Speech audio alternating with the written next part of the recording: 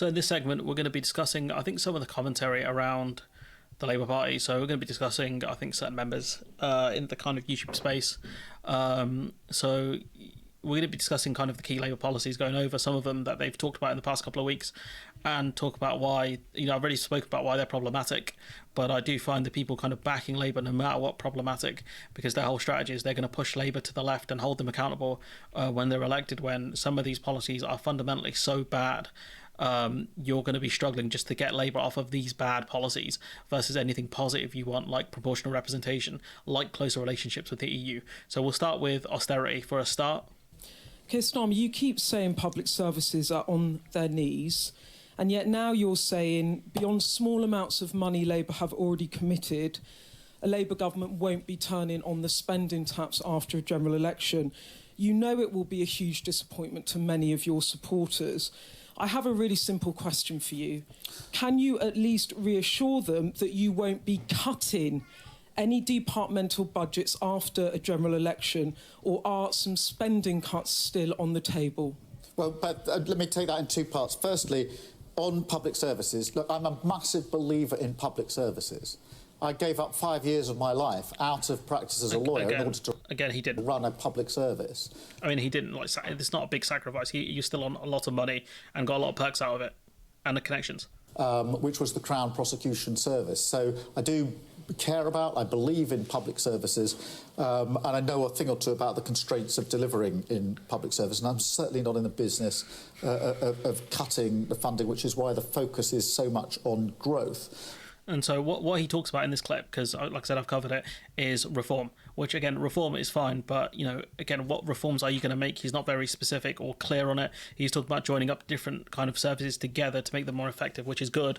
But, it's not very specific what he's intending here. And then he talks about data and AI, and I'm just like, oh, okay, then, buddy. This clip here, some of the voters just aren't convinced by their policies. And I think this clip fundamentally just kind of exposes him as a bit of a fraud when it comes to this stuff. And the interviewer here does a really good job. I am confident that if we turbocharge the growth that we need, we'll be able to achieve the investment we need within the fiscal rules. But if you are ramping up in the second part of the Parliament, just to be clear, that probably means that you are overseeing a net decline in public investment for much of your tenure. Well, we will be ramping up in the second half of the But will you be overseeing Parliament. A decline, at least at the beginning, in public investment? Look, I mean, the figures we're going to inherit are pretty awful figures. But you have choices. Once you're in government... This is the fundamental thing. As a government, you have choices. Clement Attlee had a choice. He could have said, look, the economy's cooked. I want to do things like the National Health Service, but our debt to GDP is 200%. But he didn't. You have choices in politics. You can decide, you could say, we need to invest in public investment is essential for growing this economy. That's in fact what this report suggests. And we're therefore going to borrow to invest. But you're now saying you will not do that. Well, we will borrow to invest subject to our fiscal rules. That's what the 28 billion in the second half of the Parliament is all about. And this is what I mean when you got these guys kind of celebrating Labour's policies, you can run into fundamental problems, such as this. Keir Starmer considers scaling back Labour's 28 billion green plan. So you can talk about how great certain policies are of Labour's, and that's fine.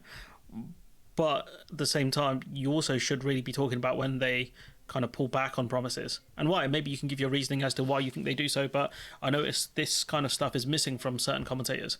And Beth Rigby asked an important question, which is vote Labour, get Tory austerity, which is, I think, true. The Guardian editorial board kind of raises questions around the 28 billion that was going to be meant to be earmarked for green industrial strategy. The Guardian editorial board, no surprise, supports the 28 billion policy. I think they wanted it 28 billion a year. Labour pulled back from that and said 28 billion over the term, which I said, okay, fair enough. I don't necessarily agree with it, but whatever. For anyone arguing that it's because of the cost of borrowing and whatever, you have access to things like green bonds and other mechanics. So it's not as black and white as bond yields are very high, therefore we can't do it. And again, this is something that would create jobs and actually give Britain a lot of assets going into the future, especially if we create things like wind turbines and things like that. It's a lot of energy that can be generated for the UK, and we can either sell that off onto the international market, or we can use that to maybe make energy prices cheaper domestically, depending on how we go about things. Again, another one, Labour backing stronger immigration rules, saying that they support the raising of the threshold for wages that the Tories have pushed. Mr. Cleverly's plan, which includes stopping dependence, raising the threshold at which work visas are granted and so on. So we have been calling for some while for the salary threshold to be increased. And so we've seen the Tories kind of pull back on that in the last couple of days. They raised it from 18,600 but to 29,000, which I still think is ridiculously high, instead of the 38,700, which was initially announced. So Labour supported the policy of the 38,000, and they've kind of clowned the Tories for pulling back on this, which I think is stupid. But for the most part, Labour didn't object to the Tories' plans on immigration. We even have Steve Reed backing the idea on stopping dependents coming here, people's children, significant others, or potentially parents. Again, another dumb policy. Dependents coming in the first place. Do you support the idea of stopping dependents coming in for care workers? Well, I support the idea of reducing net migration, and that is one of the areas where, we haven't seen the detail of what the Conservatives are promising. Are they going to stop it from tomorrow? Are they going to phase it in 6 months' time, in 5 years' time? Until I know that, I can't comment on what they're doing, but I'm making the broader point that we're only in this problem. Would you do it? Do you like the idea or not? I like the idea of it. It's when you phase it in, because what you don't want to end up with is care homes with no care workers and a lot of older people no longer being... And again, with the UK's unemployment rate being so low, you are going to fundamentally end up with that unless you make special caveats for people who want to work in the care sector. And that's also, this policy does also have a bigger societal impact, which is people who don't earn enough, their significant others can't live here. Their children can't stay here potentially if they're not British citizens. So if you marry someone who's not got a British passport, who's foreign, and you don't reach the salary cap, you're going to have to figure something out because they won't be able to stay here. And so fundamentally, this will rip apart families. And so is that something Labour kind of fans support? Is this something that kind of the media, the kind of YouTubers support with Labour? I don't know, because we've got austerity, which I think fundamentally most people on the left, centre-left to the left wing would agree is bad. Raising the salary threshold cap in this way, I would agree, is definitely not bad. I wonder if the centre-left would agree. I'm not 100% sure. We heard from Stephen Flynn saying that, talking down immigration is just not a good idea when we need more of it, which I agree with Flynn on. But again, I don't get it. And this one is one of the ones where I think someone particularly will feel the sting of it, because you had Graham Hughes the other week, because we are talking about Labour commentators at this point, saying we need Leveson 2. We need press reforms, and you've got Labour backing away from Leveson 2. They're not going to back it. Party sources made clear that Starmer was not intending to revive a second stage of the Leveson inquiry. And you could argue, this is Starmer, another mask will move from the night because he doesn't want to annoy the right-wing press before the general election, even though the right-wing press will go after him anyways, regardless of if he wants to bring Leveson 2 up or not. So again, another move that fails to work, especially when Labour are going to allow a Tory bill to go through that will weaken press regulations. So clearly Starmer does not support tightening up press regulations. So for all of those arguing that we need to get Labour in because they're going to pass these great policies, and the fact that we need Leveson 2, and fundamentally this argument of us pushing Labour to the left and to get policies pushed like PR, it just doesn't make sense. We go on. I don't really need to play this clip again. We've got this guy here, saying, I'm fully committed, this is Wes Streeting, fully committed to keeping the NHS as a public service free at the point of use, even though he's saying, I'm going to let privatisation in through the front door. And that kind of contradicts Labour's policy of bringing things in-house. So you've got fundamentally people in kind of the pro-Labour YouTube space saying, Labour want to bring things in-house and they want to end privatisation as much as possible. But you've also got this guy, Wes Streeting, saying, privatisation doesn't mean... letting in the private sector doesn't really mean privatisation. Reform doesn't mean privatisation, things like that, when reform is the language that people use when they want to privatise stuff to make things quite more efficient. This is a guy who said they would let privatisation in through the front door. Or private companies in through the front door of the NHS. Come on, guys, is this really your guy? You're going to push Labour to the left on this as well? How are you going to do that? You've got Labour kind of pushing austerity here, even though Starmer admitted austerity is a bad idea. A mistake we made in 2010 after the financial crash, which was to think that the way through this is to go for austerity. People are... So, you got, kind of West Street talking about how we need austerity and things like that when we don't, saying, him also saying every penny we put into the NHS comes at the expense of other worthy causes, even though the money we put back into the NHS, the money we put into child poverty reduction, as long as that money's spent effectively, will, have massive benefits for the economy.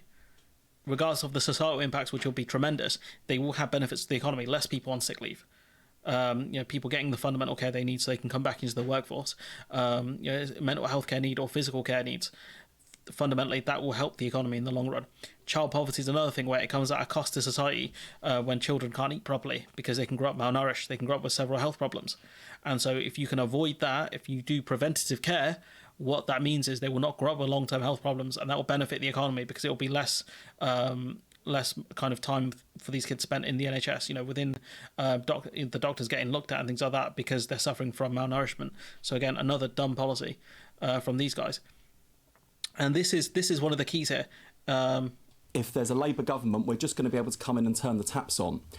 And that really worried me because I thought, well, hang on a minute, we need to manage expectations here. The public finances are... And that's the key there, we need to manage expectations. So when you talk about managing expectations, what it means is you want to draw down people's expectations as much as possible. So, I think Labour are basically admitting they're not going to get much done in the first term. And so by managing people's expectations, they're hoping to exceed the bare minimum expectations people have of Labour.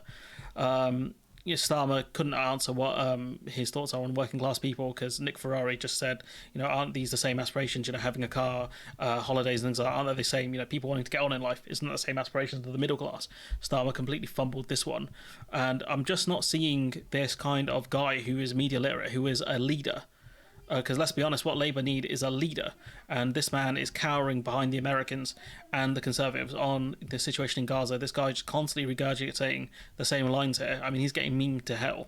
Britain has been here before. Say the line, Bart! I grew up working class. My dad was a toolmaker, my mum a nurse. I mean, come on, guys. He just repeats the same lines over and over again. His favourability is low. And so what we're seeing fundamentally is just a lot of, I think, economic policies that aren't great, raising the salary threshold on immigration, or on people wanting to work here, economic migrants. Austerity, a policy that has killed people.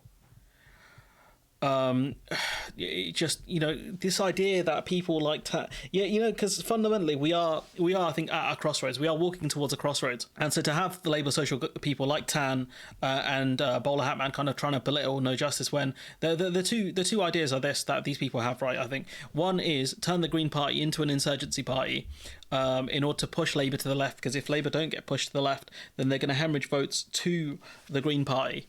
And it's going to cost them potentially seats electorally, which, NJ, I think, compares to UKIP, where UKIP came in and baited the Tory party into a referendum they didn't have to give and fundamentally changed British politics, which I think is an okay argument.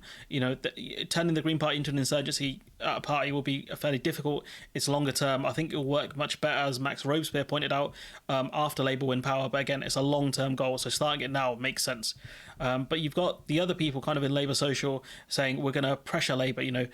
Fundamentally, I think Tan was saying something on the lines of, she said to me in YouTube comments, you can find these comments for yourself, that, I built up connections and all of this stuff, we're going to pressure Labour. When I asked her, how are you going to do it?